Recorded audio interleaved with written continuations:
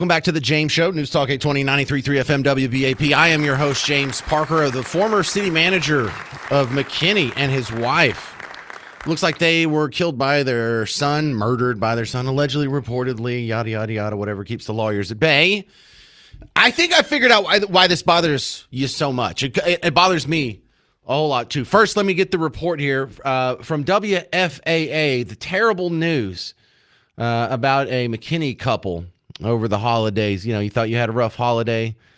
Well, count your blessings. It was better than these people.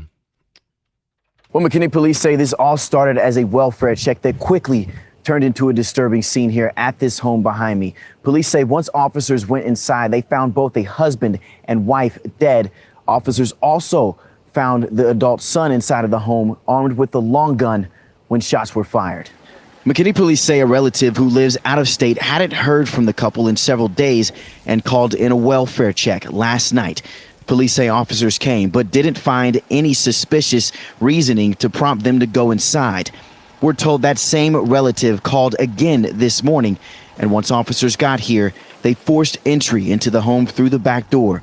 Police say right as they walked in, they found Leonard Frank Reagan and his wife Jackie Reagan dead in the living room. Frank Reagan is the former city manager of McKinney about 10 years ago. As officers continued to check the residence, they found 34-year-old Bryce Reagan, the couple's son, inside a bedroom with a long gun. I'm told officers gave him several commands to put down the gun, but he didn't. That's when police say officers shot him, hitting him multiple times. He was taken to a hospital in stable condition, but we haven't heard his condition as of now. Neighbors who live here say they heard the gunshots early this morning, and I'm told the couple had lived here for years. And right now, McKinney police are trying to figure out how and when exactly the couple died. Police say no officers were injured. So this is another story that might remind you, rightfully so, of the Rob Reiner stories that we were all hearing right before Christmas. It looks like reportedly, allegedly, whatever, he got murdered by his son, he and his wife, mom and dad.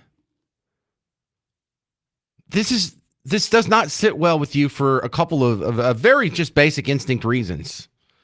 Number one is, of all the people on Earth you murdered, like your nuclear family should be last on the list, but you see it over and over in the news.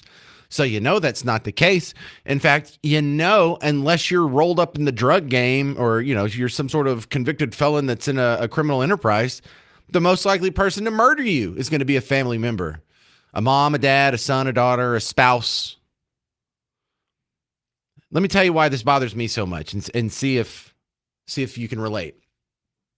One of the reasons these child murdering their parents stories make me so mad is because all the sacrifices that you go through as a parent.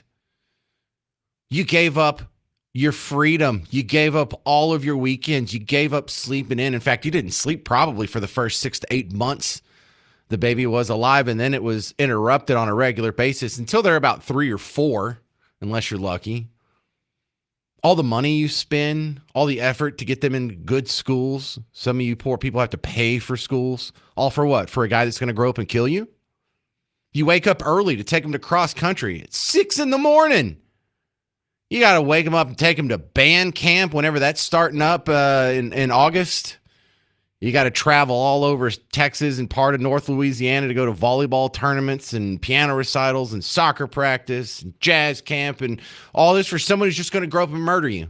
All these sacrifices you make. You could live in a better house. In fact, you don't even want to live where you live now. You moved there because of the schools. Why? For this brat that's just going to grow up and kill you. That's what's terrible about this. Everything a parent does, especially if it's a good parent. Yeah, if it's a parent that's been abusive to their kid and they had it coming, that's not your experience, is it? Your experience is a sacrifice. Your experience is when you chose the home, what school district is it in? Not is it in a cool part of town or what shops are within walking distance or there's a good bar next door that has karaoke on Thursday. No, that part of you dies when you have a kid. That cool part of you dies. And you give it up and you start making decisions for what? For the person that's going to kill you. Yeah, that's why that bothers me so much. My family, my heart grieves for the family. I hate every single one of these stories. It stops me in my tracks, even when I read the headlines, even if I don't click through and read the whole story. It's because I don't want to be reminded about what an injustice that is. What an absolute tragedy that is. And if it happened in the Parker family, I think we know which one it'll be. Me and Miss Parker have talked about this before. Because when you look at the odds, now when you review the stories that you've heard in your head in the news from this, it's probably not going to be one of your daughters. It's probably going to be one of your sons. And so we have 4 kids, 2 girls, 2 boys. That narrows it down to the 2 boys. And I think it would be kid number 3. I think if one of my kids murder me, mark this show, come back, see if my prediction was right. See if it was number 3. All right, coming up next on the James Show, we have some history that may be being made here. WFAA has the quick briefing here on the Ukraine-Russia situation. President Donald Trump says he believes Russian President Vladimir Putin is ready for peace. He spoke with him and Ukrainian President Volodymyr Zelensky yesterday. Now President Trump says a deal could be close to ending that war between Russia and Ukraine. ABC's Nicole D'Antonio has the latest. Ukraine is ready for peace. This morning, President Trump says Russia and Ukraine may be very close to a peace deal after Ukrainian President Volodymyr Zelensky met with President Trump at Mar-a-Lago on Sunday. Trump also spoke with Russian President Vladimir Putin for hours on the phone. We could be very close. There are 1 or 2 very thorny issues. The president saying a major sticking point in attempting to reach a peace deal is the territory. Zelensky proposing a 20-point peace plan, which includes stronger security guarantees and a demilitarized buffer zone in the contested Donbas region of Ukraine. But Zelensky cautions any plan would likely need approval by the Ukrainian people. If the plan will be very difficult for our society, very difficult, of course, our society has to choose and has to vote because it's their land, the land not of one person, it's the land of our nation for a lot of generations. Over the weekend, Russia launched one of its biggest attacks on Ukraine in months, killing 2 people and injuring dozens more, leaving families without electricity, freezing in the cold. Trump saying Putin does not want to be forced to stop fighting, only to have to start again. He doesn't want to be in that position. I understand that position. You know, you have to understand the other side. Both President Zelensky and Trump said peace talks will continue in the coming weeks, including a possible meeting with European leaders, potentially at the White House. Coming up next on the James Show, our foreign affairs expert, David Hamilton from the National Security and Economic Center at UNT, is going to be on the James Show to talk about if we really are close to a peace deal with Russia and Ukraine. I'm James Parker. It's News Talk 820 and 93.3 FM WBAP.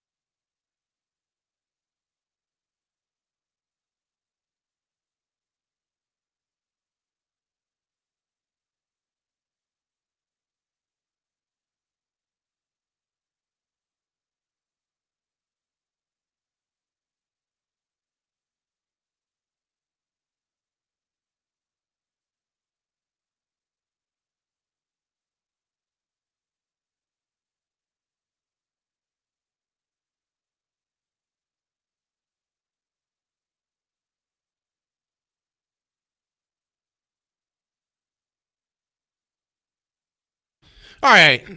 You've been teased with this. Are you going to get peace in Ukraine? Let's ask my next guest on the James Show, News Talk 820 FM.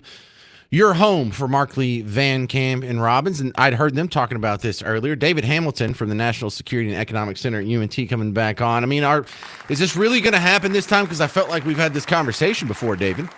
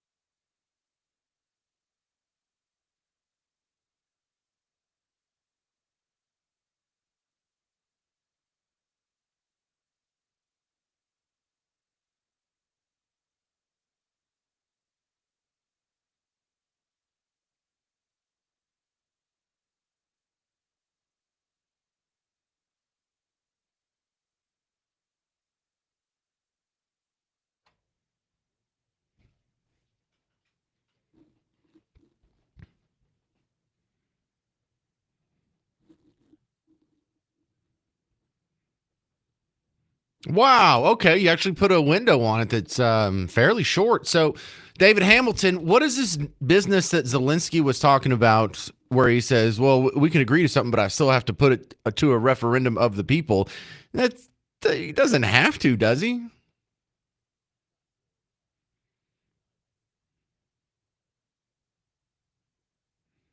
Elections in the meantime, right?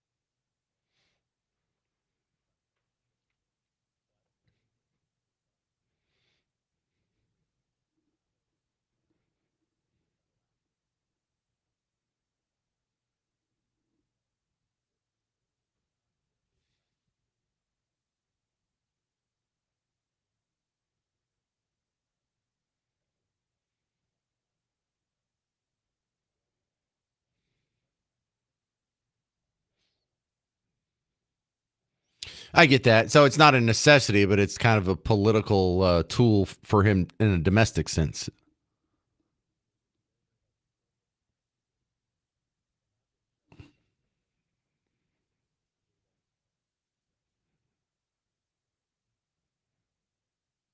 So, David Hamilton, we're talking with David Hamilton, National Security Economic Center at UNT.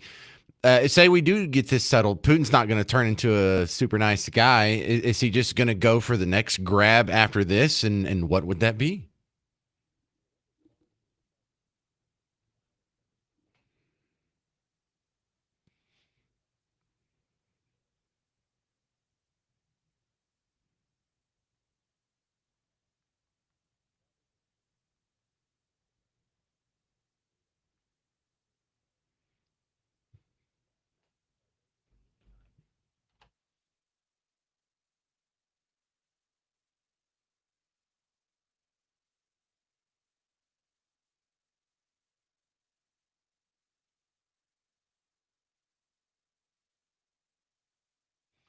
Gotcha. So what is this deal with the Crimea and their position? Is there any chance they couldn't be Russia after this?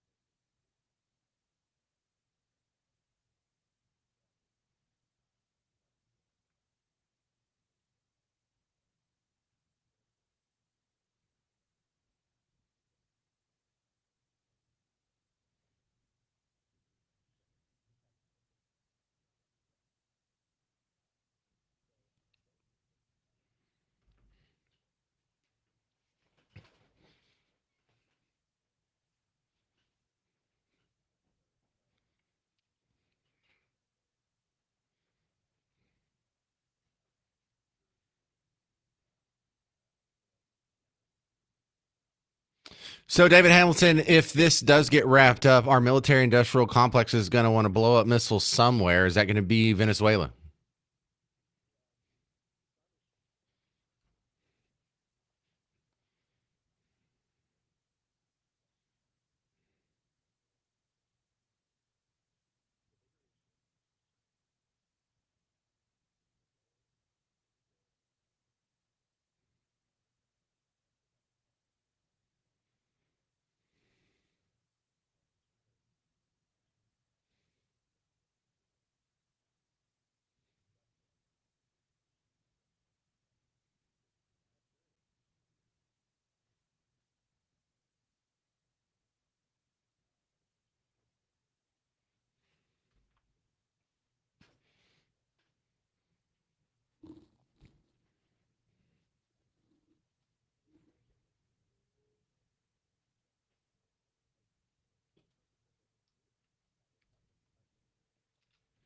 All right, good stuff. David Hamilton, what do you guys got planned for 2026?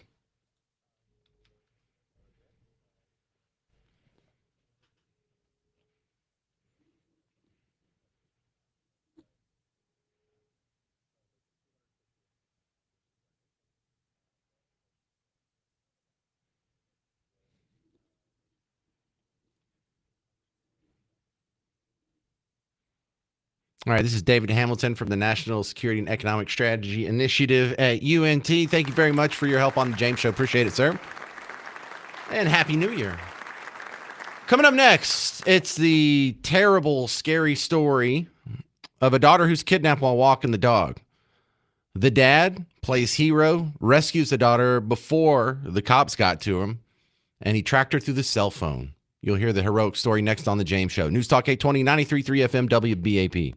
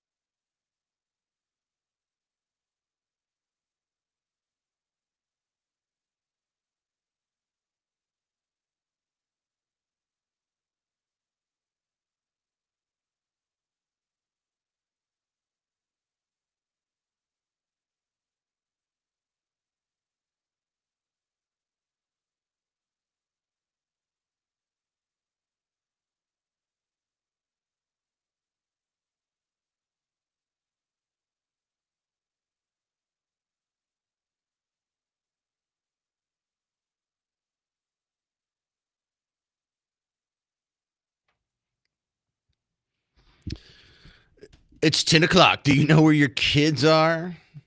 It's the James Show, News Talk 820, 93.3 FM, WBAP. That's something that Gen Xers laugh about, and we tell younger people, like, our parents didn't even know where we were. They had to be reminded by the news that they even had kids. But this takes that to a not so funny level at all. This is a Texas dad, town of Porter. If you don't know where Porter's at, if you're coming out of Houston on 59, going north when you get past Humble, it's right there. So the far north Houston exurbs is where we're at. KHOU has the report. A 23-year-old man is being held without bond after the Montgomery County Sheriff's Office says he allegedly kidnapped a 15-year-old girl on Christmas Day. Officials say the girl's father was able to rescue her before deputies took the suspect into custody. Tonight, the family of the teen is speaking with our Amanda Henderson. Amanda? Yeah, Len, it's a lot of emotions, as you can imagine, but specifically gratitude from her parents that their daughter is back home. Now, this is 23-year-old Giovanni Rosales Espinosa. He is the man accused of allegedly threatening their 15-year-old daughter at knife point while she was out walking her dog. And the Montgomery County Sheriff's Office says this all happened Christmas evening, just yesterday before 5 p.m. in Porter, Texas. And authorities say when the girl was walking her dog, she failed to return home. So her father took action. Officials saying he tracked his daughter's phone through parental controls, finding her and the dog in the suspect's vehicle in a wooded area before rescuing her. And while the family isn't ready to go on camera, they did give us permission to use this statement, saying, quote, "We're thankful tonight our daughter is safe, at home, and with us recovering. We'd also like to clarify, none of us knew the suspect." And again, the suspect, Espinosa, has been charged with aggravated kidnapping and indecency with a child. He does not have a bond. Montgomery County Sheriff says, in part, quote, "Detectives worked tirelessly to ensure this dangerous predator was swiftly apprehended and is now off our streets." In the newsroom, Amanda Henderson, KHOU 11 News. All right, my ratings say I do really well with women, but I want to talk to the men out there, especially dads. Dads, how is this guy alive? How do you not just find this guy that kidnapped your 15-year-old daughter by knife point? You've been worried, sick. You track her phone. He's in, what was that, like a van or something? In various states of undress, partially undressed. How do you not just rip that guy's head off? And I don't mean that as a metaphor. I think my adrenaline would be running. I think I'd be on so much adrenaline that I would just take the knife out of the guy's hand and just saw his head off like it was a finishing move on Mortal Kombat. And I'm not saying that to be bombastic. I'm not saying that to be like, yeah, I'm a big alpha man. I'm a big tough guy. I just think I would be so freaked out, and I would be so ginned up, and I would be so angry, and I would be so enraged. I don't understand how a dad doesn't in the guy's life, because I think you would be justified in doing so.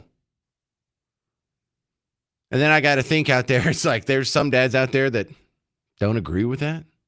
There's some people out there that think, well, you can't just take someone's life just because they kidnapped your daughter. No one would dare call in a radio show and admit that.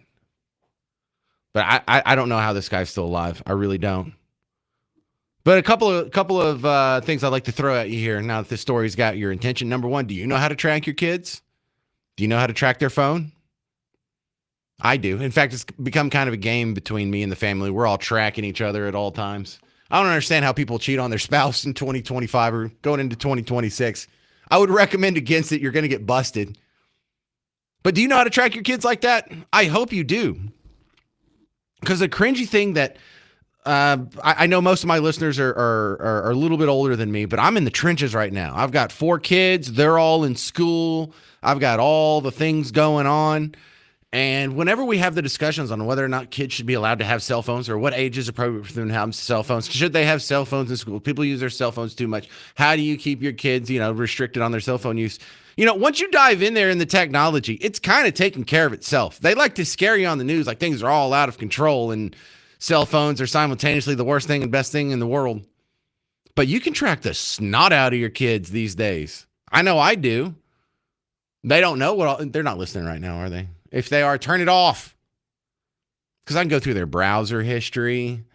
I can go through their phone history. I can go through their chat messages, their chat bubbles, deleted stuff. There's so much you can do, and they're not good about covering their tracks. But you can restrict the kids' cell phones. You can restrict it to where they can only use a handful of things, handful of features at a time. You can give them a cell phone and you can turn off Snapchat. You can turn off parental controls, can let you do so much. And once you understand that, most of the fear around cell phones and children just comes from ignorance. Oh, you got all these pedophiles are preying on your children, and the cell phone gives them access to the pedophilic world, and well, cut them off. Why don't you go learn something? Why don't you go dig into the parental controls, see what you can do? There's a lot you can do about it. Apple thought of this before. And they thought if we're going to have parents buying kids for their phones, we might want to give them some control over how to use it. But what an amazing, beautiful story that is. Number 2, did you hear anything about the immigration status of our kidnapper? I didn't, but they sure did hit the accent real hard when they said his name, didn't they? Did they mention race in this story anywhere? Do you know the race of the people involved? Do you know the race of the girl that was kidnapped or the guy that did it? Not important. They don't want you to know that then. No, race is super important if it makes you look bad.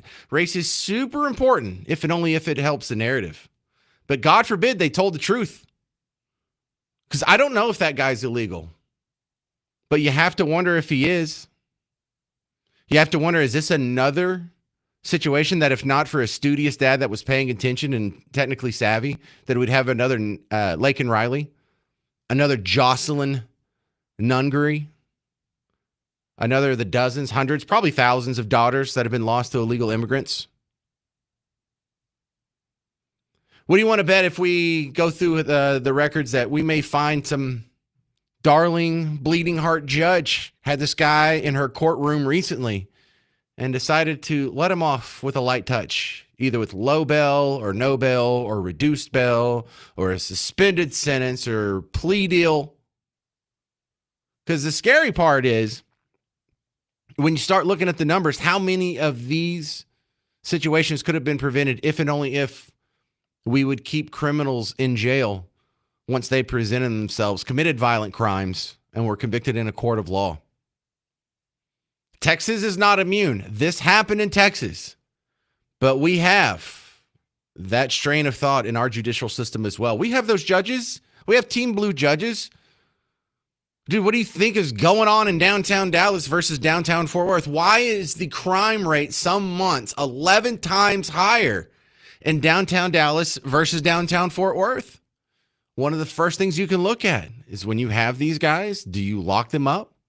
Do you cooperate with ICE? Do you deport them? Do you let them out on easy bail, light bail, no recognizance bond? Do you do a bunch of suspended sentences and plea deals?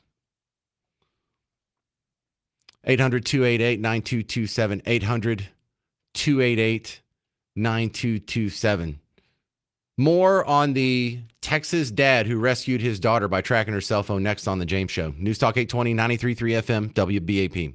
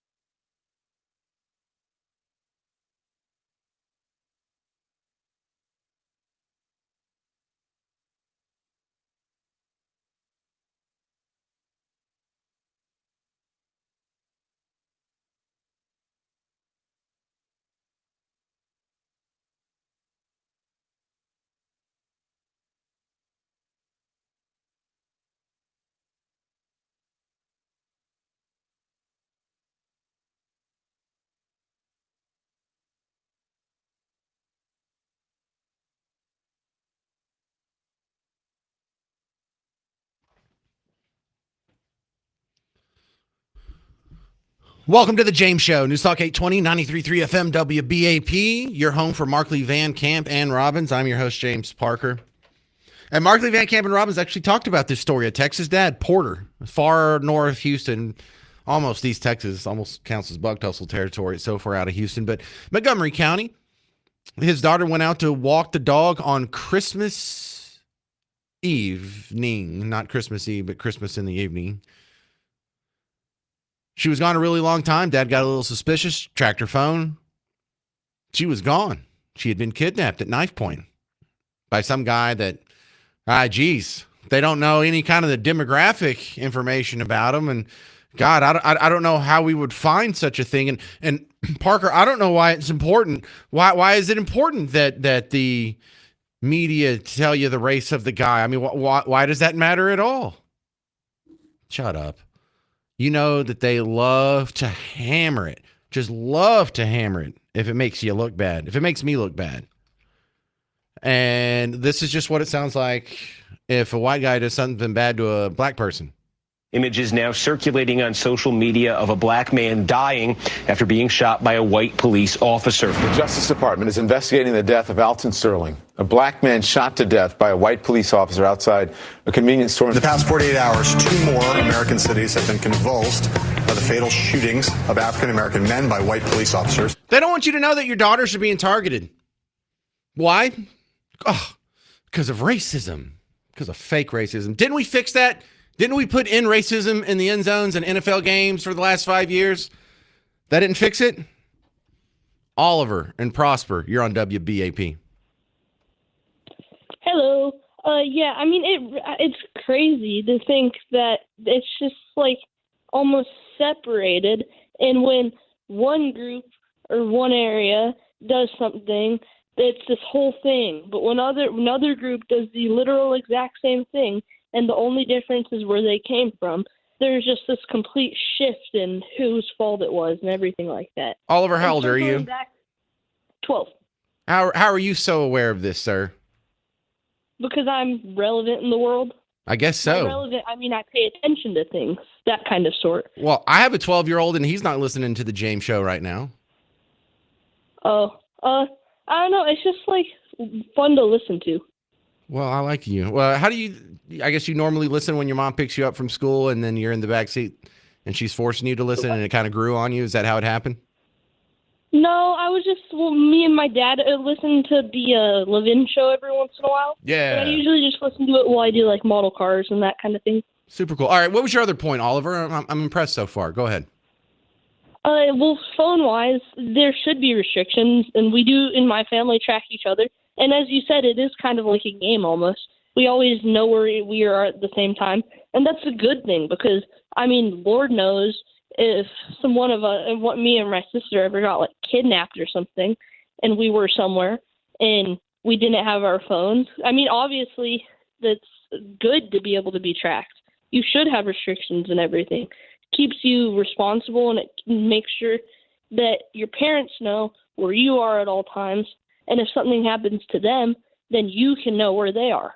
Oh, I absolutely love it. And we play games with it too. If my wife goes to the store, if she's coming back from some place and I'm home already, I'll track when she's about to pull into the driveway and I'll run out there and stand in the driveway to meet her.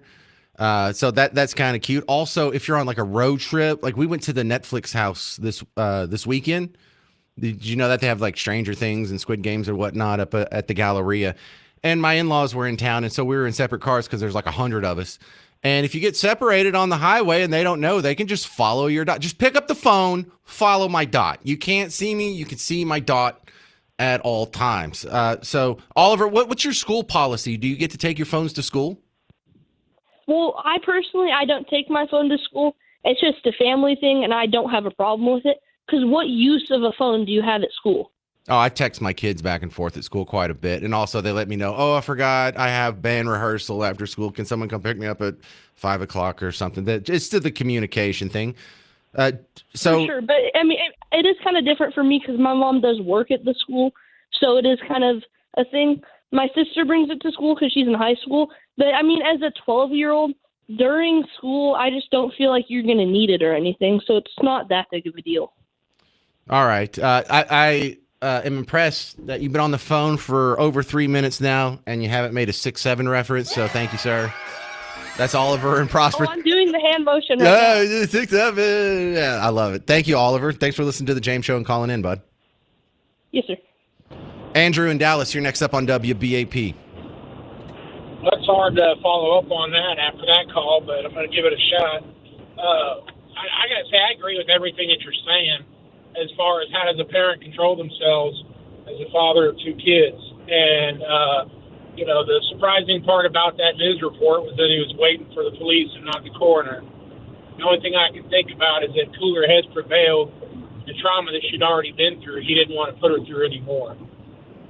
Yeah, well, baby, turn your head. I don't want you to see this. I don't know. I agree. I don't know how he did it, but more power to him for doing it.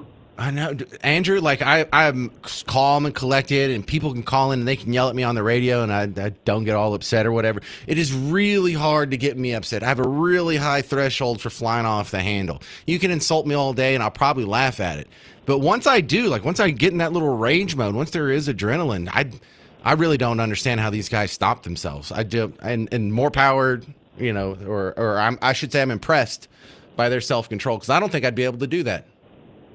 No, not at all. All right, thank you. That's Andrew in I Dallas. I don't get it, but I can appreciate it. Have a good day.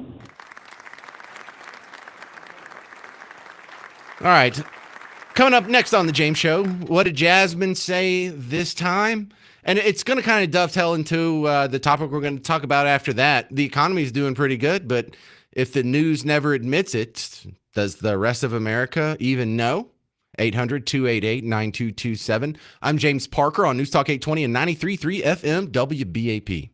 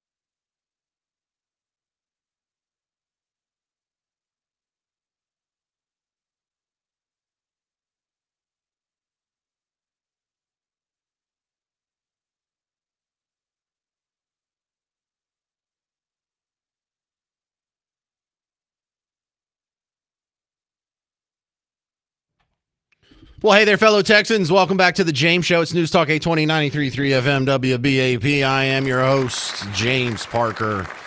I know. Good to see you, too. Calm down. Calm down. All right. For my next trick on the show, what the heck did Jasmine Crockett say this time? Jasmine Crockett, queen of the liberal tea. Bleach blonde, bad built butch body, Governor Hot Wheels, and he is a hot ass mess, honey. Queen of the liberal tea. Jasmine Crockett says Trump is about to send us to the Great Depression. No joke. Right now, he's just compounding issues. And I know that you mentioned the Great Depression. And yeah, we're not there yet, but there are estimates from experts that think that we are on track. I mean, we've lost 1.1 million jobs since he swore in just in January. It has not been a full year. And when we look at these elections that have taken place, whether we're looking at November 4th or whether we're looking at these special elections, I think what you're seeing is people are signaling that they are not happy with anything that is going on, whether it's the tariffs or the other policies that are making it more difficult for our economy to sustain itself. Yeah, so Great Depression, sure. That's where we're at. You remember that Great Depression where you had 4.3% GDP growth? You remember that terrible part of the Great Depression? Oh, yeah, that wasn't a thing. That was actually really good. This reminds me of the hurricane and sort of weather prediction narrative that happens every year. We talked about this. I've mapped it out for you the last 2 years in a row. I'm going to do it again in 2026 because it's so fun and it's such a good learning tool.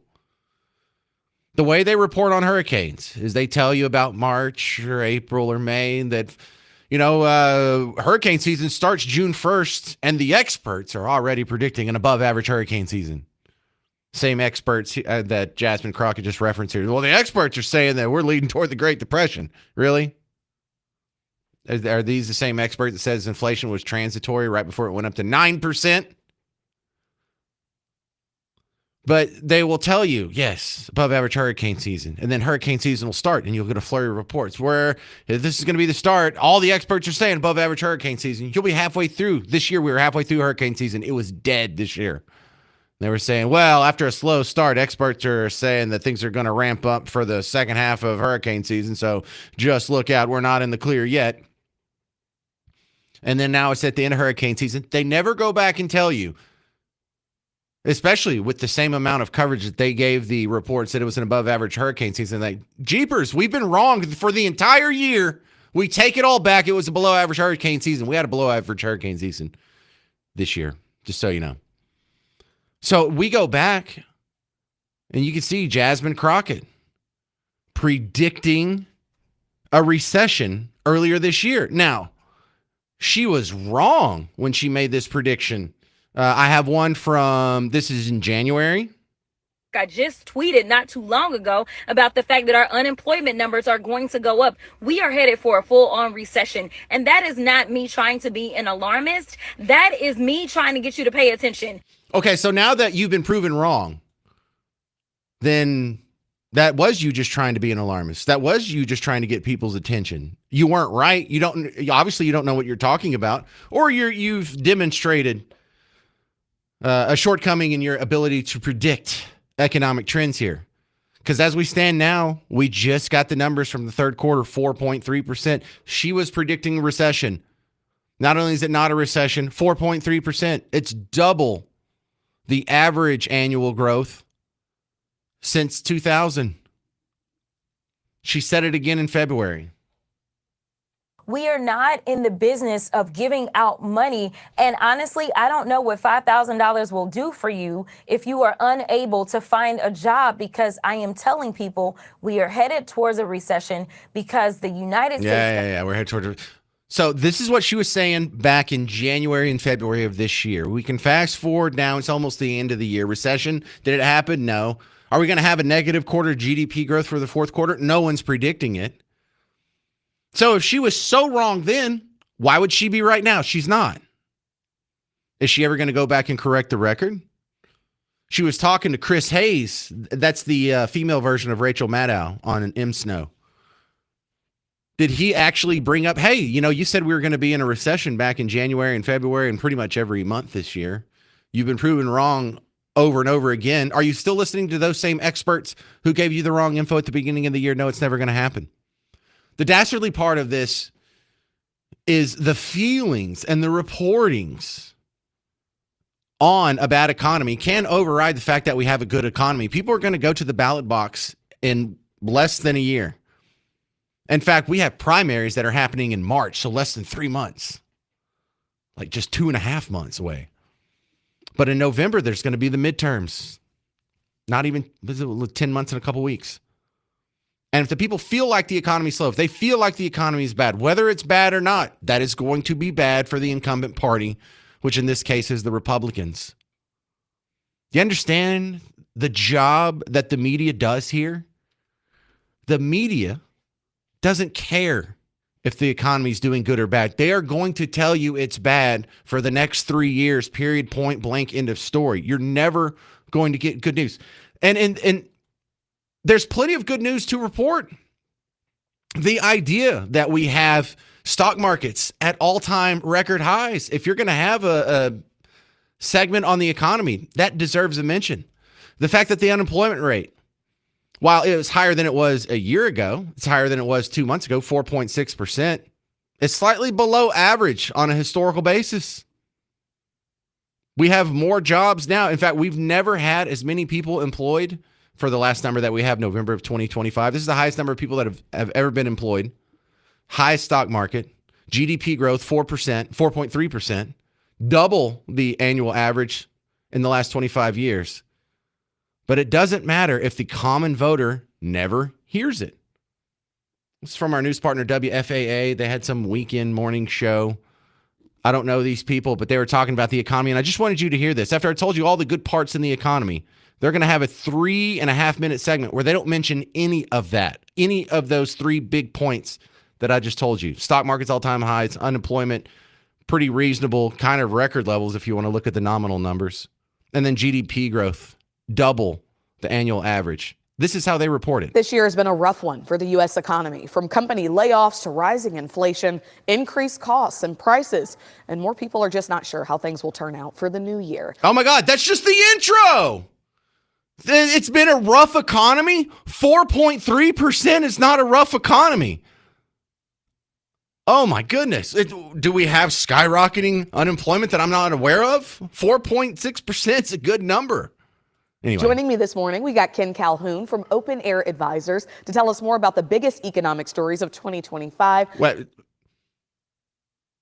Do you think he's going to bring up the 3 big things I talked about? Of course not. Good morning. Thanks so much for being with us. Good morning. Thank you for having me. All right, Ken, let's get straight to it. What are some of the most notable economic stories from this year? I think you have to start with the tariffs. We've seen a huge adjustment, structural adjustment to how we handle our trade relationships with other countries. Oh my God. All right. It just gets worse from there. That is so dishonest. You're bringing up, oh, it's a terrible, it was a rough 2025 for the economy. Oh, yeah, I hate how a record amount of Americans have the highest 401k they've ever had. I hate how everyone's IRAs at record levels, how right now it is easier for the average American to retire than it was a year ago under the previous guy. Oh, yeah, I hate record stock markets. Oh, I hate it when unemployment is below average. Oh, I hate it when GDP growth is double the annual average. Oh, yeah, it's just so terrible. The dishonesty is profound, but you can't ignore it because it does affect voters out there. You go ask people in the street, you go look at some of these surveys, how they feel about the economy. They're like, yeah, it's terrible. Is the economy actually terrible? No, but the media's talked them into it, and they just don't know any better. 800-288-9227, 800-288-9227. Coming up next, Trump forbids some words from pre-K. I'll make it make sense in about 4 minutes. This is The James Show, News Talk 820, 93.3 FM, WBAP.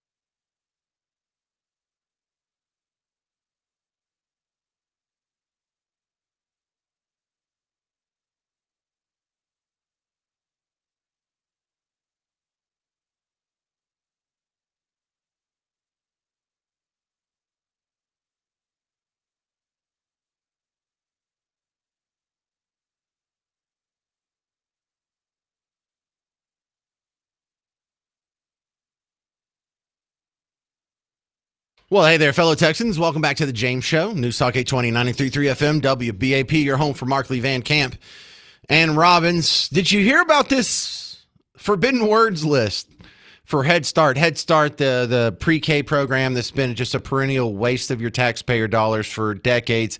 Every study they do on Head Start that the government itself commissions come back and says it's a complete worthless waste of money. And so then they decide to expand the program every time. It's one of the most confounding, hair-tearing out things, but also par for the course for government. Now, check this out. Trump has told these different Head Start programs, because there's not one general Head Start program. It's different at the state level, and every school district or whatever comes up with their own program. And then they solicit the federal government for grants. And if they follow the Head Start, if they meet the Head Start qualifications, then they can get some federal taxpayer money that you're getting the bill for. So with all that said, Trump wants to get rid of DEI and all this woke stuff, the just leftist indoctrination that necessarily comes with government programs. And so he put up a list of forbidden words saying, listen, if this is part of your program, you're not going to get federal dollars. And they're acting like this is just some egregious Hitlerian move here. But for me, I think it's kind of common sense, obvious, par for the course. But I do enjoy how it makes the anchors on MSNO so upset. According to a new court filing, the Trump administration sent pre-K programs a 6-page list of words that they are forbidden from using when describing themselves, or else they will lose public funding. Among the hundreds of apparently dangerous banned words, race, accessible, disability, Gulf of Mexico, minority, trauma, tribal, belong, and women. We see in Head Start in particular where the banned words include some of Head Start's core constituencies like tribal, Native American, Black, Latinx, disabilities.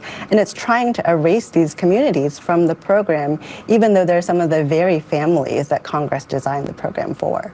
I mean, how can you teach kids with disabilities if you can't acknowledge that kids with disabilities exist? It sounds nonsensical because it is, but that's why I think it's important to consider the larger agenda of these DEI bans, not just within Head Start, but all across the federal government.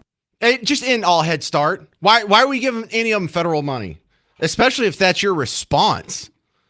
Good Lord. How much of your money has to be flushed down the toilet? You know, the number one trending video over the weekend, the day after Christmas, a guy released a video, and he's not like some great journalist. It's just a guy, Nick, who went to all these Somali daycares and autistic centers and home health care, whatever places, and they were all empty. They were all empty, just wasting your money. And people are trying to ignore it. The networks are trying to ignore it. You don't care? You don't care when just billions of your dollars are being thrown away on these programs that do nothing?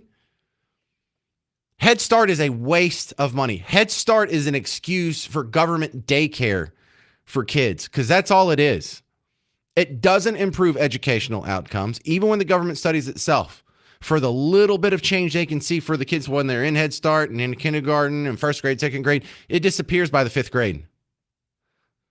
But what the heck do you need to use the word Latinx for if you're starting a pre-K program or a pre-K 3? What is so important about a government program that it has to be funded involuntarily by the taxpayers so you can give instruction of any kind to a 3-year-old?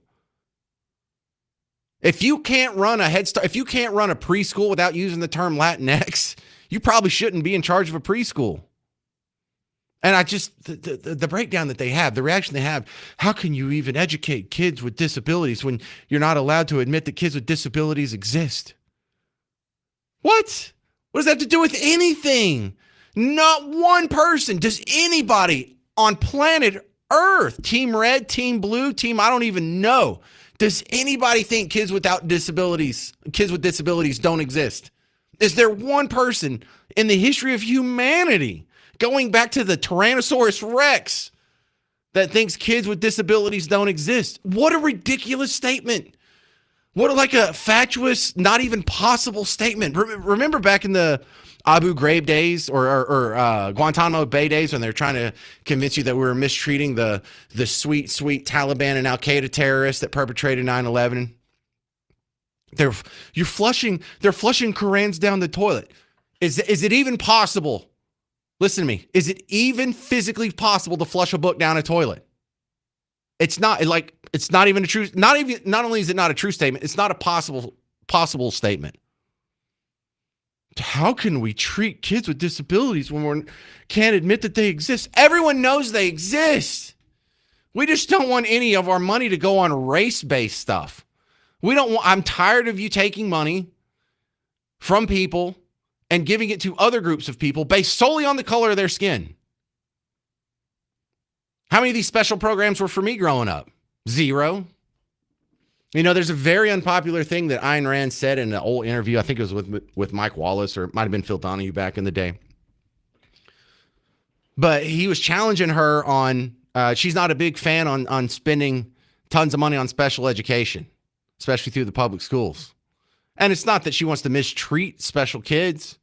It's not that she wants to, grind them underfoot.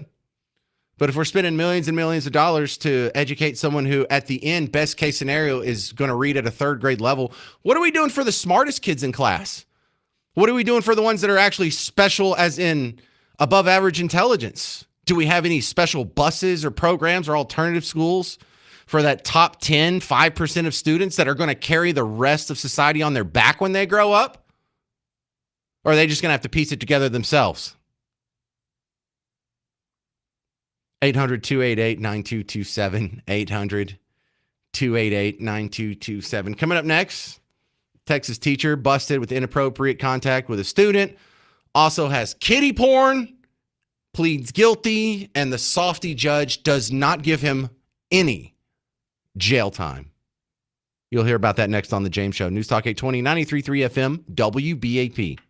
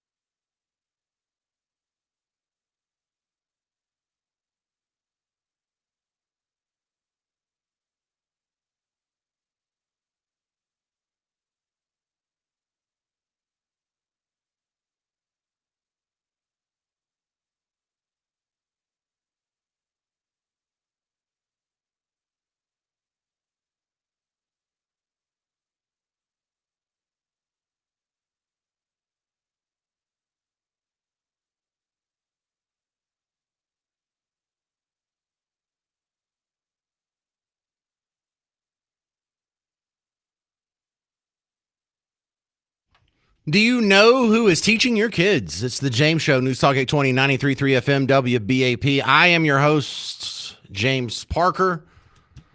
We'll get to that in just a second after we talk to Joe in Grapevine. You're on WBAP. Hey, Joe. James, thank you first for what you've done for the community and for this country and the voice you have given us throughout the year, my friend.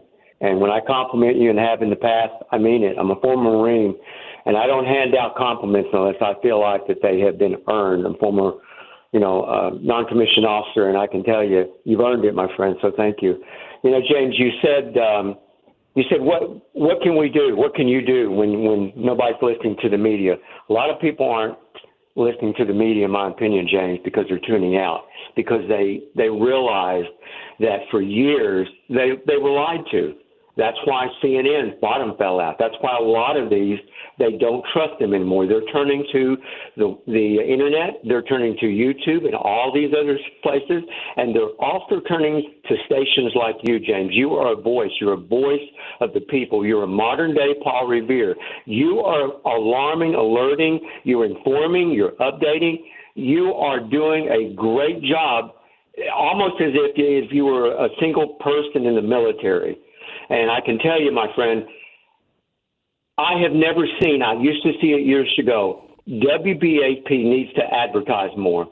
They need to advertise with billboards. I used to see on 35 coming and going out of Dallas, and I would see billboards with your ad on it. Maybe they're still there, but advertise it, my friend, and stay on the topic a little bit longer. I tell people about your show and others on this station all the time, everywhere I go. Everybody out there listening can be a voice. The same way as we have a podcast or a voice on the internet, we can be a voice when we walk into a grocery store, get our tires changed, get our lube, updated, whatever we're having to do. I make it a point to think of something to make it, topical and bring up, well, if you want some information, you got to check out this radio station in the afternoon.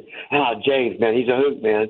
He'll tell you the way it is. And if he doesn't, and he doesn't agree with you, he'll tell you like it is. But, James, keep doing what you're doing. Like I said, I'm being redundant, and I apologize. No, that's fine. Everybody out there, pass the word. Pass the word. Thank you, James. Well, Love you, buddy. Well, thank you. And I all your compliments, totally agree with all that. I don't think CNN and MSNBC are necessarily declining because people are tired of being lied to and they're turning to the truth. They're declining because they're a linear feed, and every second that someone spends on a TikTok or an Instagram or a YouTube is the time they used to spend on other traditional broadcast platforms, and usually it was a linear feed. It was TV or it was radio. And so people were just kind of peeling off of that. Remember how in the 80s when people were almost ubiquitously watching TV over the air and they slowly switched to cable? And for every person that was watching WFAA on cable, that was one less person that was watching on the air feed. That's kind of what we have going on now, more so than CNN and MSNBC have just lost credibility with their audience. No, they still have Team Blue. The Team Blue audience is about the same as it was beforehand. It's just fractured over a lot more platforms. I wish what you were saying was true because Fox News, their numbers are going to be contracting from here for the foreseeable future. One of the reasons you're not seeing as many WBAP billboards now as in the past is because our business is contracting. I don't know what our numbers are specifically for WBAP. Heck, I've only been here for 2 years, but at previous stations I've been on, we contracted about, 5 to 10% a year. And that's been since I've been paying attention in 2005. So we just have less money to go around. The one thing that you can do, you are doing. Telling other people about the show, that's the best thing you can do. Spreading the word and trying to get people to listen. Thank you very much. But not all of that is because I'm right and they're wrong. When you say I'm the modern day Paul Revere, we have if I go out and I talk to 100 people, maybe 5 of them will know who I am. Probably less than that if it was a random sample. So I appreciate the high praise, though. I really do. This next story is going to bother you, though. There's a teacher in Round Rock, and he's busted for sex crimes involving children. At this point, almost not even news. But let's go ahead and tell you why this one bothers me. For one thing, is he has quite a list. He has a rap sheet behind him. He's facing indecency with a child by sexual contact, I should say. Possession of 50 or more images or videos of child, stuff. He has been in trouble before. There was another one in 2023, indecency with a child by sexual contact. So he's a repeat offender. Over the years, he has posted bonds totaling $125,000. And he just had his case resolved from the 2024 arrest. And in this one, he's not going to get any jail time. That's the story. He's going to get, right, made a plea deal. And in exchange for admitting his guilt on the improper relationship charge, the state dismisses the other 2 felony charges. Judge Stacey Matthews sentenced Mr. Perez to 10 years of deferred adjudication. You know what deferred adjudication means? Nothing. It means you got 10 years hanging over your head. As long as you don't get in trouble again, you're not going to go to jail. If you do get in trouble again, you're going to have to face that 10-year sentence. You're going to have to serve out the rest of that in a jail somewhere. But the point is, if he follows the court-ordered terms of his probation, that charge will be dismissed. And Mr. Perez, in 10 years, will no longer have a permanent criminal record. What are we doing? What an amazing plea agreement this guy got. Now he has to permanently surrender his Texas teaching certificate.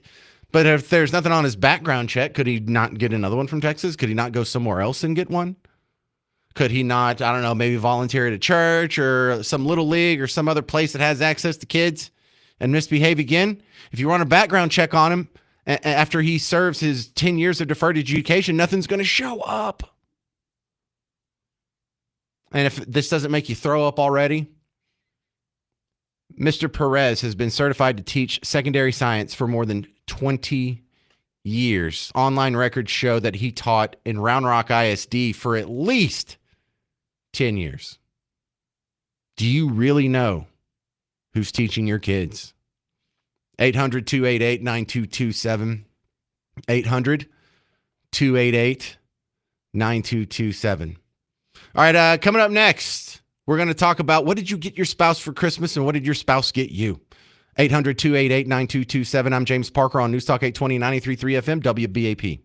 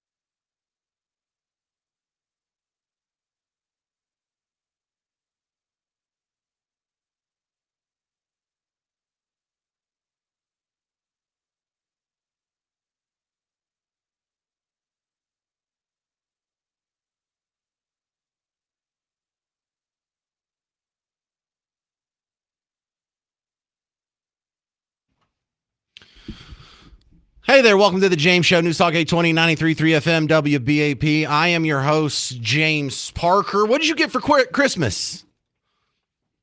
So the top gifts were nerdy stuff. Like, these lists are worthless because half of this stuff is based around Yankees. Like, one of the top 10 gifts was an electric blanket. Ooh, did you get your spouse an electric blanket? No, because it was 86 degrees on Christmas.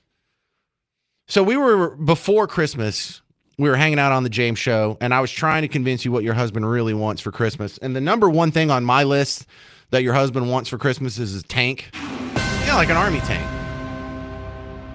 And don't say why, because then you're just going to sound dumb. Like, you don't understand why a tank would be fun? You understand why it'd be fun to just roll around, be able to roll over trees or, I don't know, small cars, whatever you wanted to. You have a tank. It'd be great. I love it. I told you I would tell you what I got Miss Parker for Christmas. And this is Miss Parker. This is advice. This is as close as I can get to relationship advice because I'm terrible with the relationship advice. I have a good relationship, which is why I'm bad with relationship advice, if that makes sense. But Miss Parker, you know what she asked me for Christmas? Don't fall for this, gentlemen. Don't fall. Rookies, you guys that are in your 20s, or maybe if you got a late start, you newlywed guys, 30s or whatever, listen to me. My wife asked me for a biometric scale. That way you can stand on it, and it has these little things that you hold that are connected to the scale that you stand on, these little handles. And it runs a small circuit through you so it can tell you what your body mass index is between your right foot, right hand, left hand. It can tell you, your legs and your arms, and it just gives you a full picture of your physical fitness. That's a trap, sir. That's a trap. Don't do it. Because, dude, think about it. If you buy your wife a scale for Christmas, the first thing she's going to think is, he thinks I'm fat. Even if she asked for it, maybe she would be happy with it. I wasn't going to test it. Here's what I did do. And you need to do it this year. I'm putting this in your head now because this isn't going to help you today or tomorrow, but maybe in a few weeks or a few months from now, this will snap into place for you.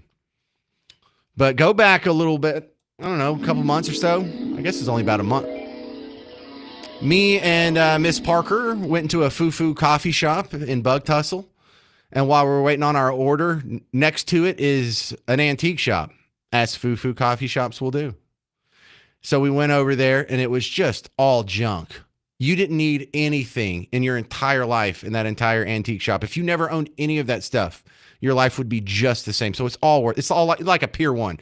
When Pier 1 existed, there's nothing you ever needed in Pier 1. You could have lived your entire life without it. So Miss Parker loves this place. And that's not a slight on her. It's just women are different. And there was this one lamp, and I saw it, and I was like, hey, look, it's a cute little naked angel. And my wife saw it, and she stopped. She's like, I really like this. And she reached down, and she touched it, and she kind of caressed it. And Miss Parker's an artist, so she has appreciation for things that are way over my head. I'm Captain Caveman when I'm standing next to her. But it had the slopey lampshade. There was the fringe at the bottom. It looked like a classical piece of art. It looked very classy. It looked very well put together. It wasn't just something that was an injectable plastic mold that they cranked out and sold at Big Lots. This was a piece of art. And it was a decent price. And so I told her, damn it, lady, you better not waste your money on that stupid lamp. Circled back a week later. Bought it myself, gave it to her for Christmas. Big hit. Hey, see? We did it. So the other thing I like to do on the James Show is I like to ask you what you got your spouse. Last year, the winner, whoever got the best present, because this is what this is. This is a Texas thing. This is a contest where, all right, transplants, people who aren't from Texas, what I mean in Texas language when I say, what did you get your spouse, is we're having a contest to see who got the biggest and baddest present for their spouse. That's all that is. And that's where the homecoming mom came from. Some guy in Texas was taking his girl to the prom, and he got her a little corsage to put on her lapel, and it was so cute. But his rival guy, I don't know, the captain of the football team or maybe the second string quarterback on the football team, he picked up his date for the dance and he gave her a much bigger corsage. And the first guy said, well, hell, I'm not going to be out corsaged by this nerd. So at the next dance, it's a giant corsage. And then the next guy had to get a giant mum. And then it had ribbons coming off of it. And now it's gone up to this ribbons and bells and lace and their names and LED lights. And some of them play songs and have teddy bears and music. And go Panthers 2026. So that's the same thing that I'm asking for here. What did you get your spouse for Christmas? The winner so far this year, and it's not done. I'll give you until the New Year's Eve show. Before we finish this, the winner so far is a Ford F-150. That's a gift, my friend. That's fantastic. It wasn't a brand new one, but that was kind of sweet. Another honorable mention was a 3-horse trailer with a dressing room. Not bad. Not as awesome as a Ford F-150, but I know how nice that can be. The winner last year, Brandon, got his daughter, who I think 15, 16, 17, somewhere in that age, like still high school age. Got her an airplane. What? I was happy when I got a Nintendo for Christmas one year. An airplane. So Brandon won last year. Who's going to win this year? Send me a Facebook message or an email, Parker@WBAP. I'm going to continue to compile these because I want to see how ridiculously big the presents can get. Or if you did something funny. I like those too. Let's try Dolly in Hillsboro. You're on WBAP. What'd you get your spouse? Oh, no. What he got me. He Okay. got me a fountain for my pond. A fountain like the one you buy at Home Depot? I don't know. It's huge. I mean, Okay, no, it's then not, no. It's not a little teeny tiny fountain. That's No, it awesome. is. That is so cool. How high up does it shoot, Dolly? Oh, how high do you think? At least 15 feet. That's fantastic. That's a great I'm gift. telling you, it's so gorgeous. So you just have a pond in your yard, front yard, backyard? It's about an acre pond, and we have about half acre. Can people see it from the road? We have about 5 or 6. Yeah, it's by a road. Oh, that's so cool. That's so cool. It is so cool. So do you have a spotlight on it too? No, we didn't do that. We just turned it off at night. Okay, well, let's do that next year. Okay, I'll tell him. Well, I love that gift. That's fantastic. Dolly in Hillsboro. Appreciate that. See, country people can get better gifts. It's hard to squeeze a fountain in when you live in a 6-story apartment, right? Where are you going to put it? We'll just shoot water off the roof. We'll just run a garden hose out the window. I'll chuck it up to you to the ceiling. You can just, I don't know, squirt the parking garage with it or something. Not nearly as fun. Coming up next on the James Show, we have a little bit of breaking news. I heard this mentioned. We're going to read a little bit into it, but Trump is now scolding Ukraine because Russia is claiming one of Putin's homes was attacked. Now, who's telling the truth? Because Zelensky's saying he's lying. We'll break down this breaking news next on the James Show. News Talk 820, 93.3 FM, WBAP.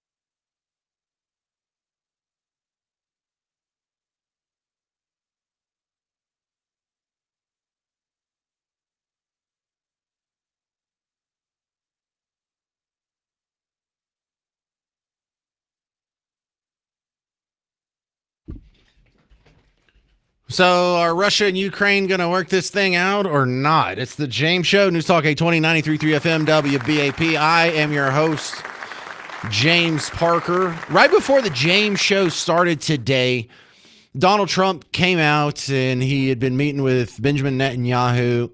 And when he came out to take questions, the first question was about a reported strike on one of Vladimir Putin's homes, assumably by Ukraine.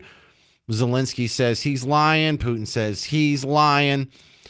But I just thought maybe you'd want to hear his answer on this, because the takeaway I get from this, and I hate to lead the witness, but Trump's trying to downplay this so no one gets their feelings hurt, and we can go ahead and get through the peace process without anyone getting emotional. We'll see you later. We're worried with the strike, the alleged strike on Putin's residence with scuttlebutt. Yeah, I don't like it. It's not good. I heard about it this morning. You know who told me about it? President Putin told me about it. Early in the morning, they said he was attacked. That's no good. It's no good. Don't forget, the tomahawks. I stopped the tomahawks. I didn't want that. Because we're talking about, it's a delicate period of time. This is not the right time. It's one thing to be offensive, because they were offensive. It's another thing to attack his house. It's not the right time to do any of that, and can't do it. And I learned about it from President Putin today. I was very angry about it. What? Don't you have U.S. intelligence services that monitor that region very closely? Is there any evidence? Well, it came out. Well, we'll find out. I mean, you're saying maybe the attack didn't take place. It's possible too, I guess. But President Putin told me this morning it did. One question, Mr. President. Can you All right, so that's the quick rundown from Putin, and that was right before the James Show started, so sort of breaking news here. And I don't know who to believe in a situation like this. I don't trust Putin for 5 seconds. I don't trust Zelensky for 5 seconds. But let's do the hypotheticals here. If this did actually happen, that's really dumb if you're Ukraine and you're trying to come up with a peace deal. But it's not really dumb if you want to blow up the peace deal, if you want to make Putin walk away from this deal because you don't like it. But look, that almost makes sense. You're Ukraine. You don't want to take this peace deal, but you don't want to look like you're not accepting the peace deal. So you tick off Putin. He withdraws. You get what you wanted anyway. Putin looks like the bad guy. That is one hypothesis. The other one is that he's lying. The other one is that maybe he was actually trying to assassinate Putin, which isn't really good for peace talks either. But this isn't what you would do if you wanted the war to end. This is what you would do if you wanted to antagonize Putin, because it's not even an effective strike. That has no, or I should say little military value. You don't get to take any territory that is currently under Russian control. You don't get to regain any territory that you lost. It doesn't hurt the logistics or the food supply or the supply lines or the capabilities of the Russian military. So this is an odd duck of a strike if it happened. If it didn't happen, then Putin's lying about it. Again, wouldn't be surprised. Because the thing that's really hard for me and a lot of people to remember is that there's not always a good guy and a bad guy when it comes to conflicts.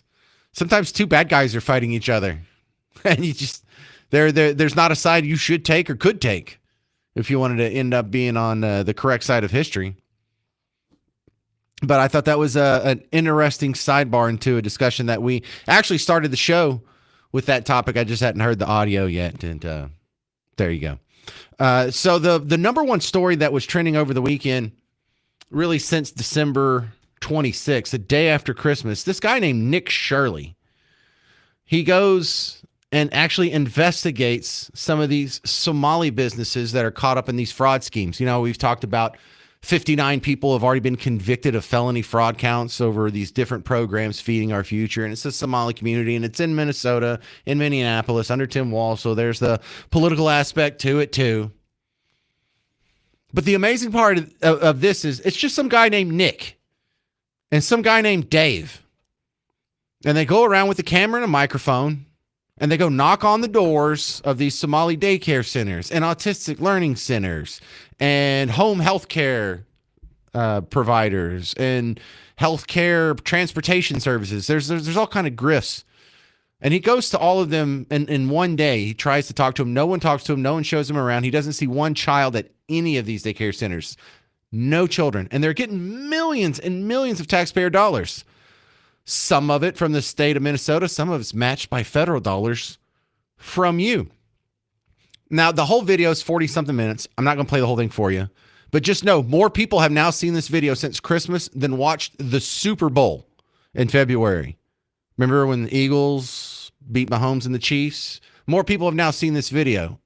And the funniest part is when they go to some learning center, and on the sign, learning is misspelled.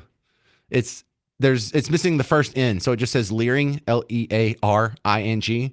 So it's the Learing Center. And now we have a group of Somalis telling us in our vehicle right now. From this daycare center, we headed over to the infamous Quality Learning Center, which actually spells Quality Learing Center on the outside of their sign.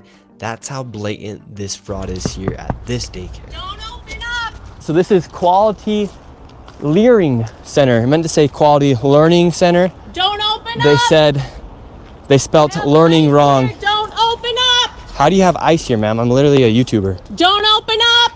So there's some lady who's just looks like a stereotypical AI generated urban white liberal female.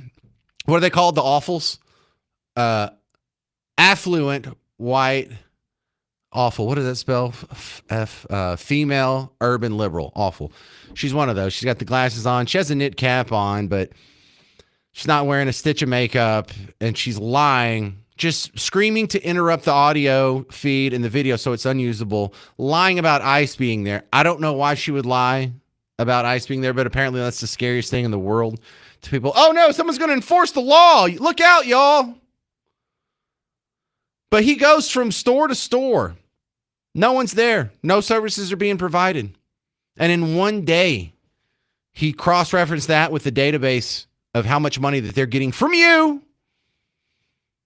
And it was $111 million from all the daycares he went to and all the autistic care centers, home health care centers, whatnot. But the amazing part of this video isn't the fact that this one guy with a camera and a microphone went out and busted these people. It's that ABC, NBC, and CBS didn't. CNN, MSNBC, even Fox News didn't send anybody out there just to go knock on some doors. Hey, there's a big controversy, and some people are saying there's a fraud going on within the Somali community in Minneapolis. ABC, all you could do is go knock on some doors and prove them wrong. Prove all the evil MAGA Trump tards wrong. But they didn't do it. They didn't care. Because if the grift isn't happening, whatever. If it is happening, that's bad for business. That's bad for the narrative. But I wanted to ask you, is there some place I can go knock on doors around here and go viral like that? Because I would like for 130 million people to see me go knock on a door and say, listen, this is taxpayer money going to this project, and it's empty. It's just a fraud. It's just a grift. Where is it in your neighborhood? Because the guy that was leading Nick around to all these places, he's a local. He's like, I drive past this every day. I've driven past this hundreds of times. Never seen a kid for years. For half a decade, this daycare's been open, not one kid. Do you have some inside info like that for me? Send it to me. Parker at WBAP.com. Parker at WBAP.com. Because I would love to bust these guys.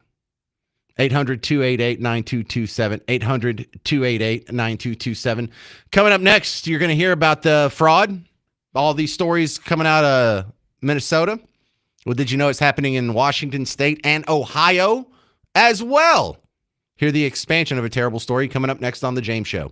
News Talk 820, 93.3 FM, WBAP.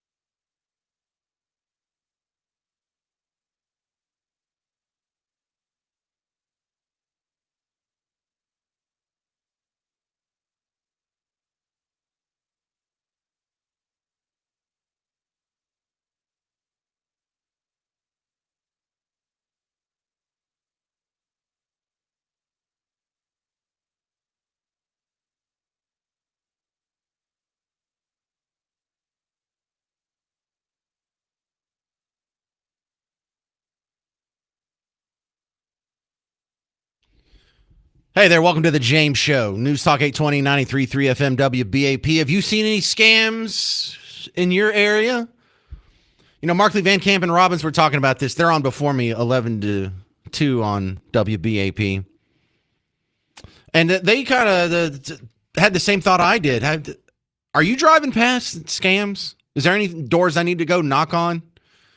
Because this guy, Nick, that's it. His name's Nick Shirley. He doesn't work for the Dallas Express. He doesn't work for Fox News. He's just a dude who went out there with his camera, cell phone, tried to go to some of these daycares that were being called out as being frauds in the Somali community in Minneapolis. And what he found has now been seen by more people than watched the Super Bowl last year. And when you find out that in one day, this guy just walked you through $111 million in taxpayer-funded grift, you think, oh my goodness, that's terrible for the Somali community in Minnesota. Problem is, this is happening in other states as well. I saw when this happened, this got released on December 26th. Immediately, the ninjas on the internet started doing similar things in their states, running some numbers. And we learned there's reports that about a third of the daycares in the state of Washington are owned by Somalis. And there's not enough kids to fill them. When you learn, like in Washington, what was it, 15,000 Somalis in the entire state, and they have 539 daycares. So if 30% of them are minors, which is kind of the average, the demographic breakdown for the Somali population in Minnesota. I didn't find it for Washington. I was just trying to find something close to it. That means there's a daycare for every 9 Somali children in the state, which belies credulity. Something similar is happening in Ohio. It got called out by, her name is Mahek Cook. I don't know what kind of name Mahek is, Mehek, but she looks like Miss America or Miss Syria or Iran. I don't know. She looks kind of Persian or something. But this beautiful lady is all over something similar in Ohio that sounds just as bad. And what do you think about the fraud that's taking place here in Minnesota? Don't open up! Oh, wait, this is the wrong spot. I love that lady, too. Hang on. So these individuals tried to report the fraud that was happening in Ohio and then eventually came to me to say that we're watching providers rubber stamp paperwork for home health. So in Ohio, and there's many states like this, Pennsylvania and other states too, where you can go in and you can say my aging parent needs a home health care and I want to provide it. So the state will, as long as a doctor has approved it, continue to pay you. It could be for 10 hours, 12 hours, up to 24 when it's critical care. So you could sit at home without caring for an elderly parent who really doesn't need it, make about $75,000 to $90,000 a year. Now you add 2 parents, that's $180,000. Now you add your in-laws, $250,000. You continue to add this and you wonder, what are the services being provided? So a lot of providers came and said, fraud is occurring because we said we weren't going to rubber stamp this paperwork, so they went to other providers. Their home healthcare network saying, we'll make it worth your while. Well, sounds like a kickback to me. So we really need to investigate the Medicaid system and how much it's increased since the Somalian population came and who really needs critical care, because that's meant for our disabled, our elderly, and people who really need it, not to just live off our system. And that's what's happening in Ohio. I think it's ridiculous. I think it's despicable, but authorities are now looking at it from the Attorney General's office to the U.S. Attorney's office. I flagged them all because this is Ohio tax dollars and we have to take it seriously. I'm tired of people telling me, well, this is the way it's always been. It's subjective and we can't really check. No, you can. Audit America, audit Ohio now. And I'm pushing for that in every single state. So I'm seeing a lot of people online who are just shocked by this. Guess what? I am not shocked at all. If you're shocked by this, you haven't been paying attention to your economic history. And that's okay. That's not your job. You're not supposed to go out there and read books. You're supposed to be good at whatever you do. I don't know. Maybe you're a teacher. Maybe you're a mechanical engineer. Maybe you sell downhole pumps in the oil patch. But this isn't something that should shock you. If you're shocked by this, just know this is the norm. This is what's going on in every state, in every government program. This is why we don't do things through government. This is why capitalism is better than socialism. This is why the Soviet Union only lasted for 70 years. This is happening all over the place. What I want you to do is tell me where you see it. Where can I go knock on a door? Let's just, while we're all in an uncovering grift sort of mood here, show me where I can go to knock on doors to get similar results. Because this is the most normal thing in the world. I just want you to remember this for future episodes. When I talk about we got to get rid of social programs, and you're like, yeah, we've got to cut back food stamps and cut back some of the waste, fraud, and abuse in Medicare and Medicaid. Nope, that's not what I'm talking about. We have got to get rid of food stamps. We have got to get rid of Medicare and Medicaid and Social Security. You think, well, James, I mean, how can we afford to do it? We can't afford to keep doing it. What we are doing is a fiscal nightmare that has us $38 trillion in debt, and the highest expense, even bigger than our military every year, is just the natural interest on this debt that we're continuing to pile up. And we can't even cut Elmo without people having a baby. Sylvia in Madisonville, you're on WBAP. Hi, James. I love your show. I don't always agree with you, but probably 95% of the time I do. I was living about 6 or 7 years ago in the Frisco, Little Elm area, and had a little girlfriend who went to apply for a job and at a daycare center, and she was filling out the forms and everything and turned it in, and then she starts looking around and realizing this is during the work week, and she's not seeing or hearing any kids in there at all. Oh my! Send me the address. Send me the address. We'll have someone go check it out. I'm serious. You think I'm playing? No.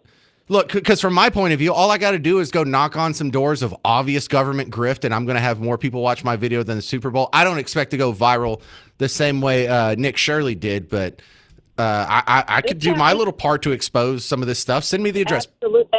It's absolutely happening all over the United States, definitely in Texas. The grift is ongoing every day. It's disgusting to look at because you see them, you see them at their houses selling the stuff they just bought off their EBT card. Well, look, again, I just can't stress enough.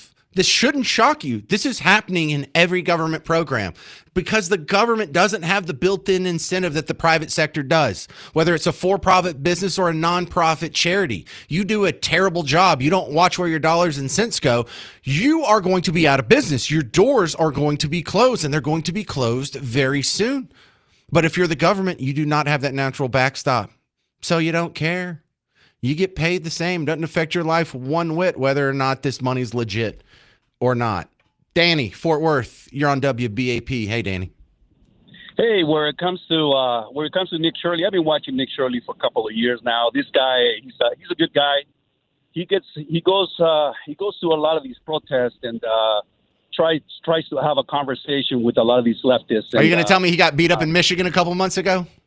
No, but yeah, he did. Yeah, I remember that. That's where I know him from. I'm kind of late to the Nick Shirley game, so. Yeah, he also got beat up, I think, in New York as well. He was one of the protests over there. Yeah, he's a good guy.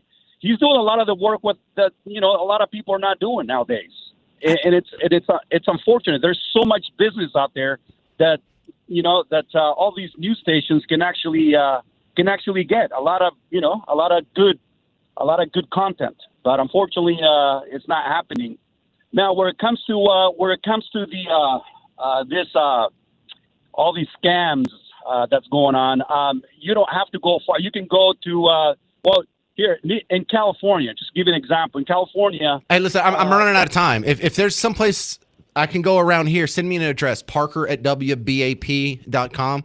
And when I get a chance, I'll go check it out, try and squeeze it into my schedule. Coming up next, though, sorry I had to cut you off. We're just playing Dead or Alive next. And we're playing for a voucher good for 2 rodeo tickets to the 2026 Fort Worth Stock Show and Rodeo. So if you want to go to the Pro Rodeo Tournament, call in right now to play Dead or Alive, 800-288-9227. I'm James Parker on News Talk 820 93.3 FM WBAP.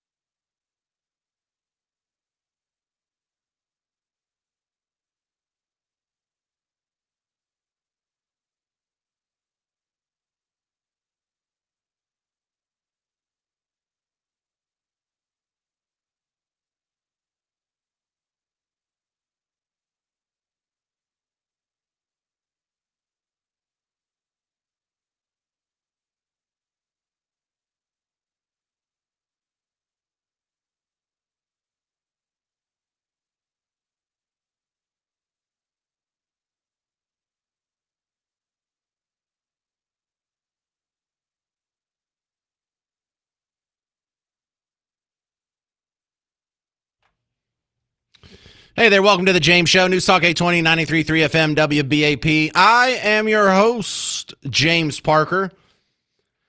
And I haven't got the official email yet, but I imagine I'll be at the Fort Worth Stock Show and Rodeo just like I have been the last couple of years.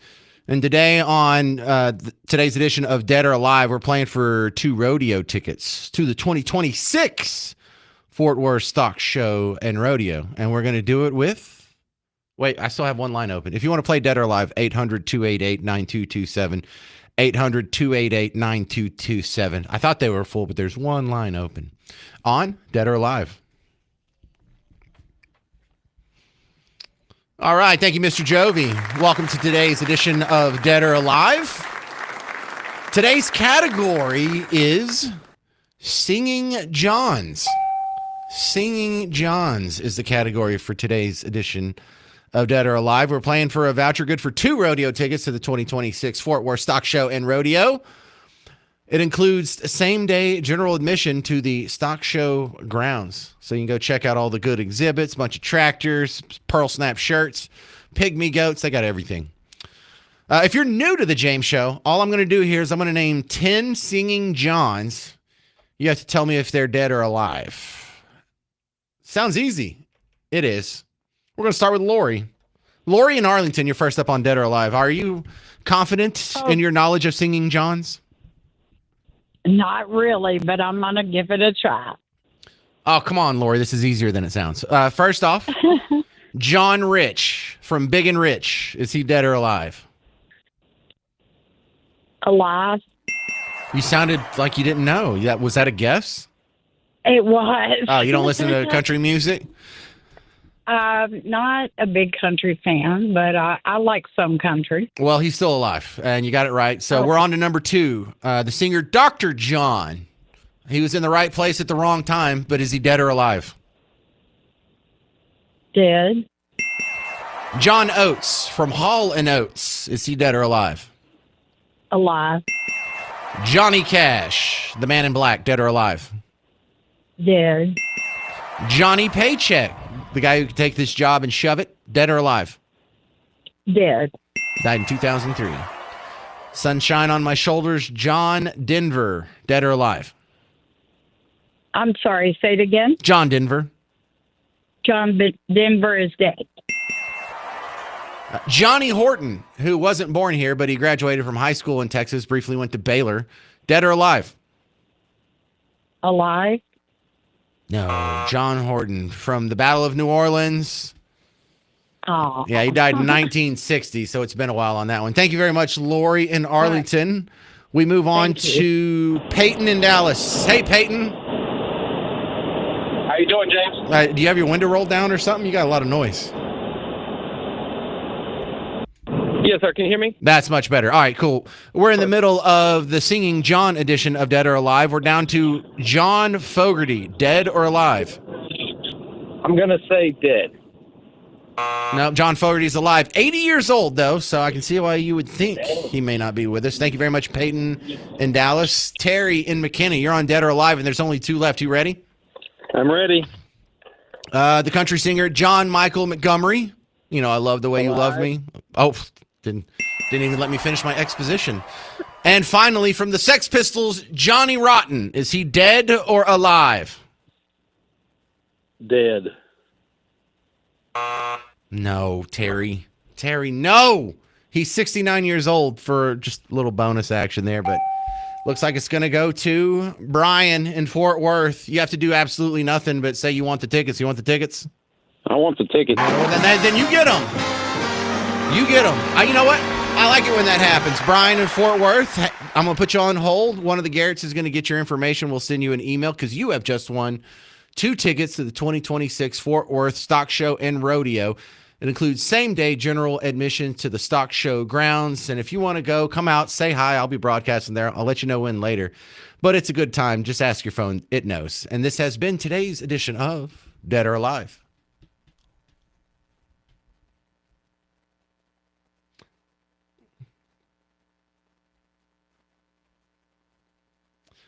Coming up next on the James Show, Shane Gillis has a funny skit about kidnapping. I'm James Parker. It's News Talk 820, 93.3 FM, WBAP.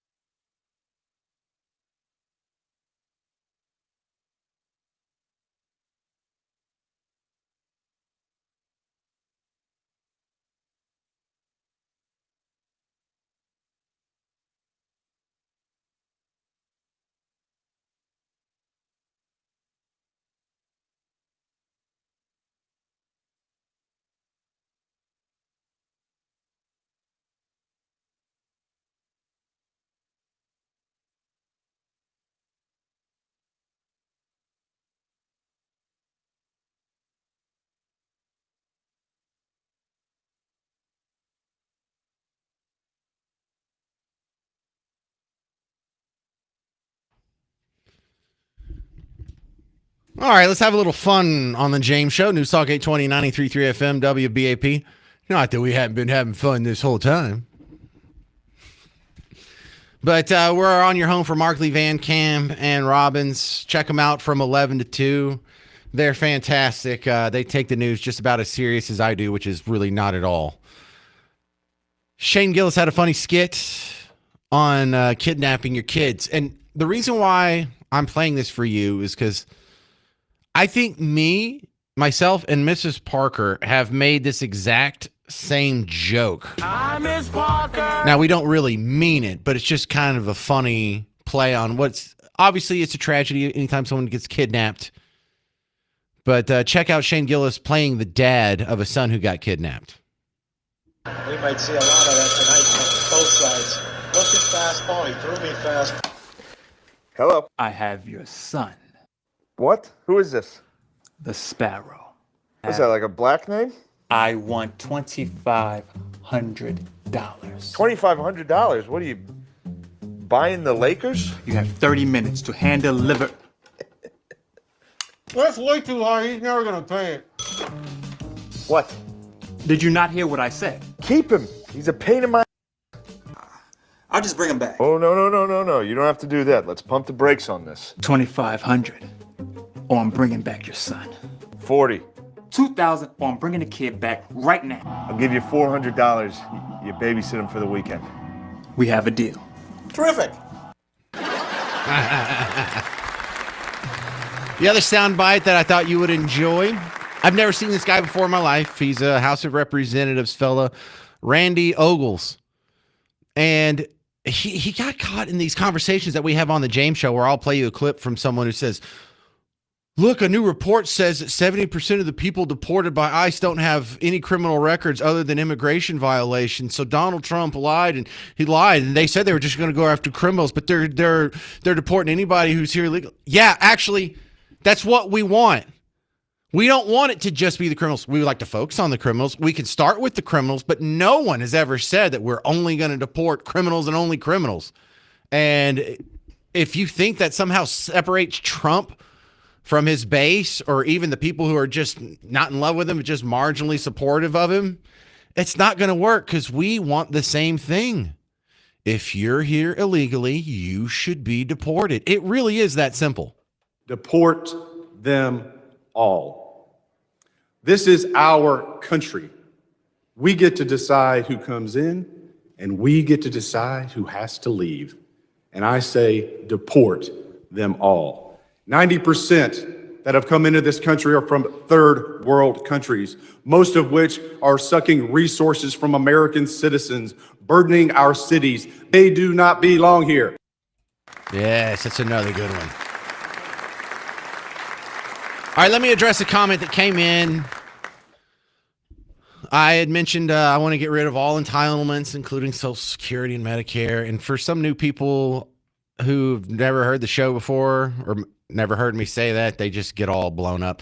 And I expect that. This happens almost every time it comes up. I'm sure regular listeners of the show either agree with me or roll their eyes or kind of understand but still disagree why I say that. But let me address this guy right here, because I don't do it every time, but he actually left a pretty good comment. This is Mark on Facebook. He says, are you on drugs or a communist dictator? Well, Mark, I'm neither, but thank you.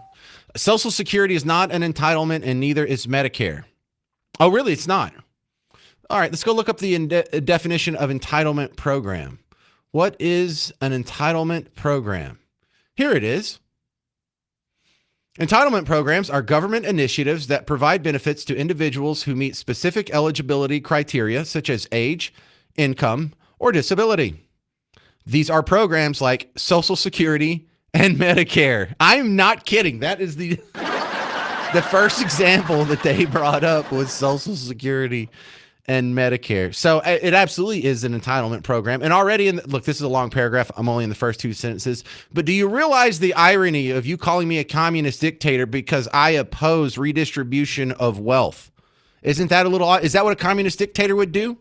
No, a communist dictator would do Social Security and Medicare. These are socialist programs. Anyway, I'll continue with Mark's comment. He says, we pay decades of involuntary deductions into those programs to fund portions of our retirement and health care. And you want to take it away from millions of Americans that worked hard all their life and couldn't survive without it. Well, what you call paying decades of involuntary deductions into programs normal people call taxes. And so just because you pay a tax into an entitlement program doesn't mean it's not an entitlement program. It's still an entitlement program. In fact, entitlement programs are all funded by taxes. It's nothing new or a shock. It's kind of expected part of the course. And I am not taking the funding away. The funding's already been spent. It's going to run out in about 5 years. And I'm not the guy who robbed the bank. I'm the guy who's showing up telling you the bank vault is empty. And you're like, well, why'd you steal all the money? I didn't steal it. And I disagree with the idea that all these people would die if we took away Social Security and Medicare. How do I know? Because we survived all of American history up until LBJ without Medicare. And we just started getting Social Security around World War II. And we didn't have old people just dying in the streets because no one would take care of them. He says, when we start getting Medicare, we still pay one way or another for our health care. It's not 100% paid by the government. Oh, I understand that. I get that. So before you spout off and expose how ignorant you are about certain programs, you should get educated on them. It is not an entitlement by any means. It is the most perfect definition of an entitlement program, sir. And it doesn't make it any better because you say I'm uneducated. I consider myself fairly well educated on these programs. I'm familiar with the ages you got to turn them on, how to max out your Social Security benefit. Your Medicare age is 65. I know what parts you have to turn on at 65. I know about IRMA, the income-related adjustments to your monthly payment, which is if you have too much income, that gets way bumped up. I know how all that works. I know that there's premiums. I know that there's deductibles. I know that there's co-pays. I know that there's a whole lot of stuff that Medicare doesn't cover. Ears, hearing, eyesight, podiatry, bunch of random stuff. No, I'm quite well versed at it. But even if I got into a car wreck on the way home and got brain damage and was on the level of an 8-year-old, I would still be right. These are entitlement programs. They are anathema to a free market capitalist ethos. They are socialist programs. They are doomed to fail. We cannot afford them on a long enough time scale. The Soviet Union proved that. They had the first fully Marxist, everything the Marxists dreamed about.